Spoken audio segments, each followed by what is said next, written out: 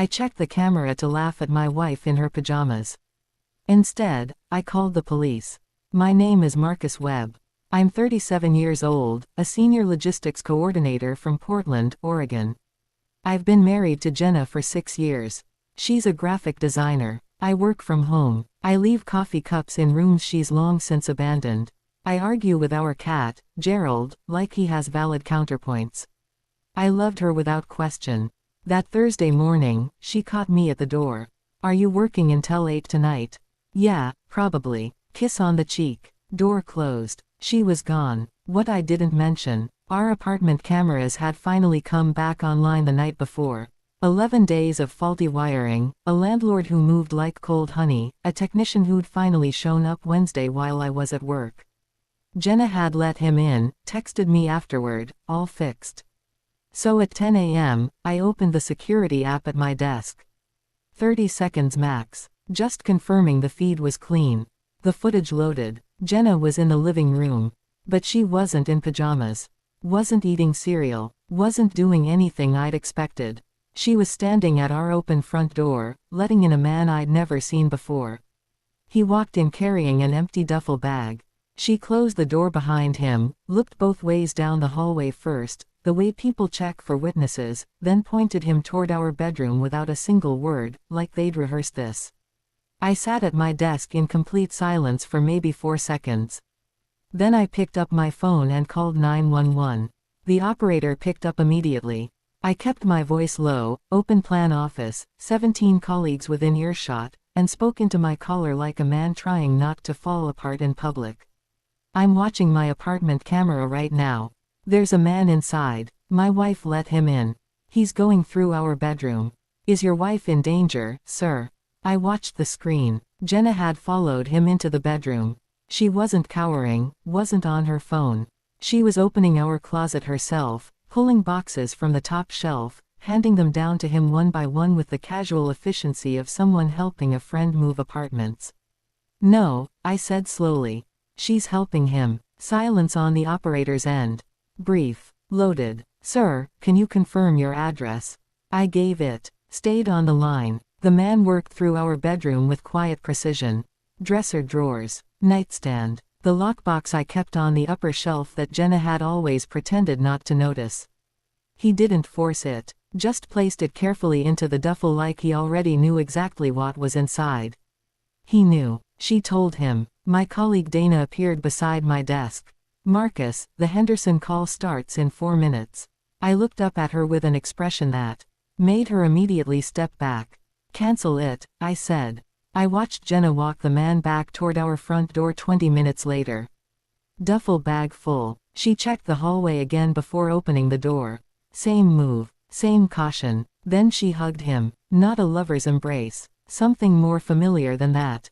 The way you hug someone who just did you an enormous favor. The lockbox. That's what kept pulling me back. He hadn't forced it, hadn't struggled with it, just picked it up and placed it in the bag like a man who knew exactly what he was collecting. Which meant Jenna had either given him the combination or given him the box key that lived on my keychain. I checked my keys in my pocket. The small brass key was gone. I didn't remember when I'd last seen it. Last week. 2 weeks ago. I used that lockbox maybe once a month. Cash reserves. My passport. My grandfather's watch. The deed to my car.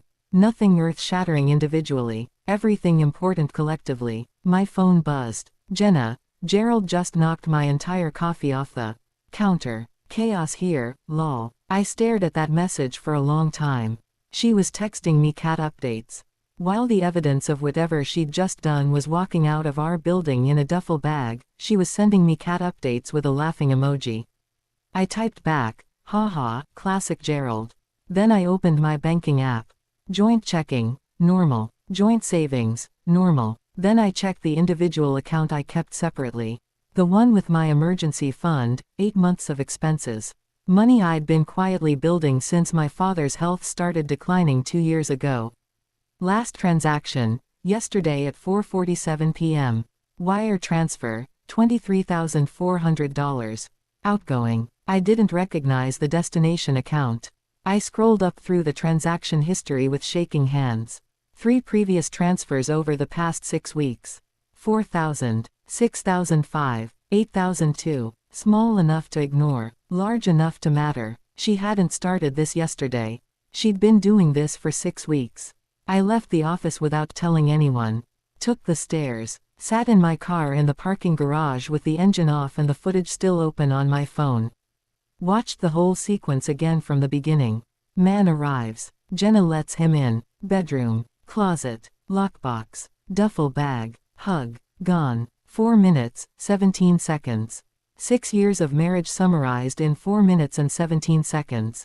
I called my bank from the car. Fraud department. Waited 6 minutes on hold listening to instrumental music that felt specifically designed to make difficult moments worse. The representative's name was Claire. I explained the unauthorized transfers calmly and precisely. Claire pulled the account history and went quiet for a moment that stretched longer than it should have. Mr. Webb, these transactions were authorized using your personal security credentials. Correct password. Correct PIN. Correct security questions. They were initiated from a device registered to your home Wi-Fi network. Jenna's laptop. She hadn't stolen my password. She'd watched me type it. I need everything frozen, I said.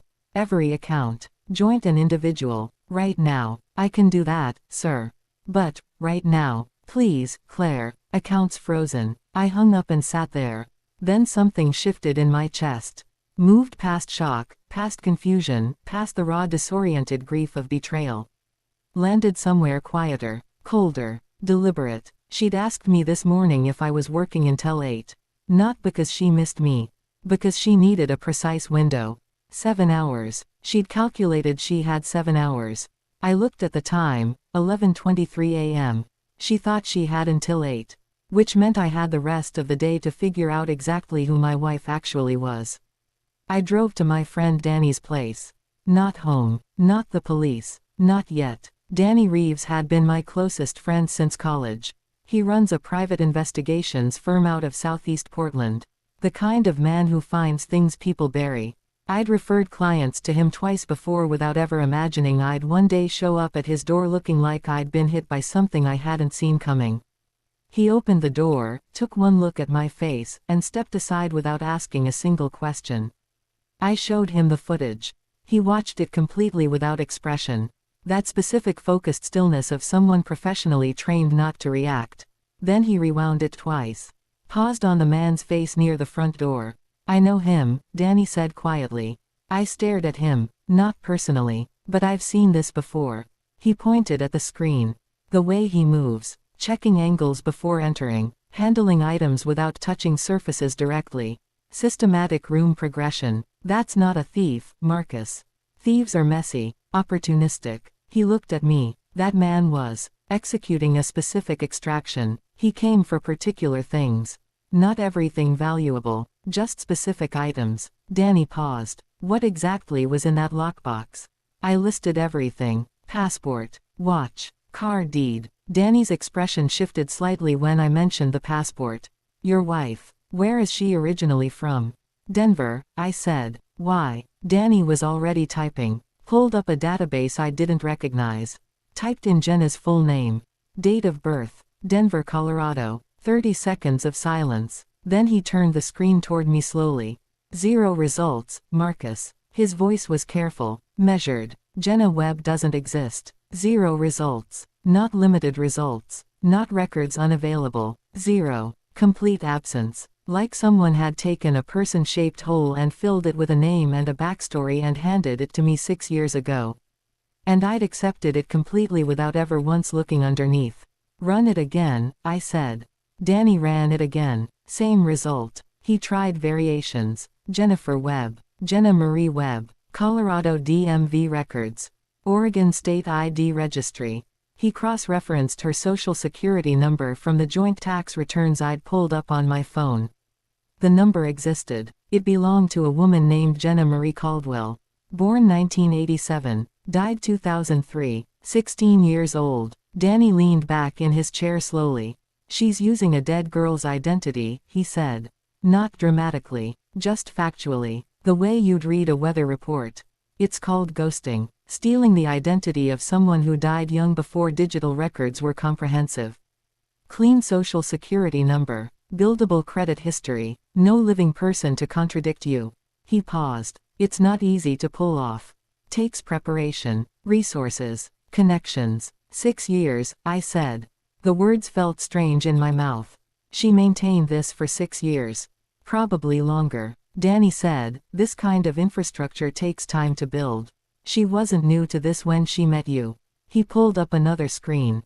Marcus, I need to ask you something carefully. Your father passed recently, 8 months ago, and his estate finalized 3 weeks ago. I stopped. Documents at home. Filing cabinet. Danny and I looked at each other simultaneously. I was already reaching for my keys. He put his hand on my arm. Don't, he said firmly. If she's who I think she is, walking back in there alone is the worst possible move you could make right now. Danny called Detective Briggs directly. They had history, professional, mutual respect, the kind of relationship built on years of crossing paths on cases where private investigation ended and police work began. Briggs picked up on the second ring and Danny handed me the phone without preamble. I talked for 4 minutes straight. Briggs didn't interrupt once. When I finished, he was quiet for exactly 3 seconds. Marcus Webb, your wife's photograph. Can you send me a clear image right now? I pulled the best frame from the apartment footage. Sent it. 30 seconds passed. I'm looking at her right now, Briggs said slowly. In our system. Another pause. Longer this time. The kind that precedes information that restructures everything. We know her as Christine Adler. Before that, Kelly Marsh. Before that, 2 other names I'm still pulling. His voice dropped slightly. Marcus, she's wanted in 2 states. Nevada and Arizona. Estate fraud. Identity theft. Conspiracy. She's been doing this for 11 years. 11 years. I'd been married to her for 6 of them. The man in your footage, Briggs continued, fits the description of her known associate. A man named Victor Reyes. We've been trying to connect him to her for 3 years. I heard him stand up. Movement in the background. I'm dispatching units to your apartment right now. Marcus, does she own a vehicle registered separately from yours?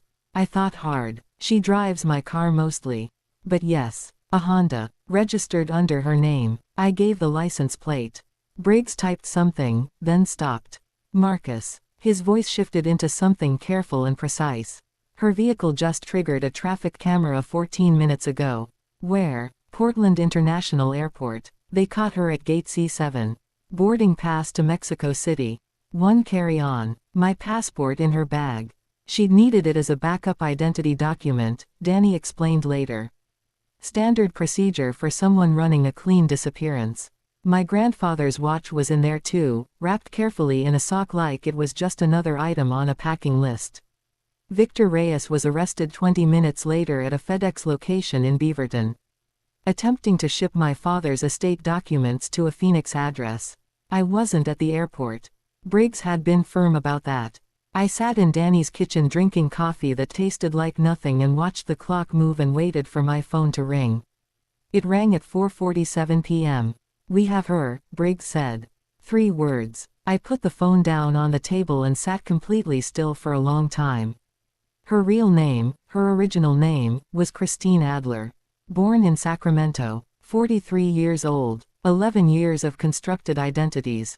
Carefully selected targets. Meticulously executed exits. 4 states. 6 confirmed victims before me. Men who'd lost inheritances, savings, years.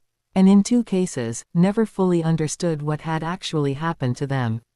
I testified at her trial 4 months later.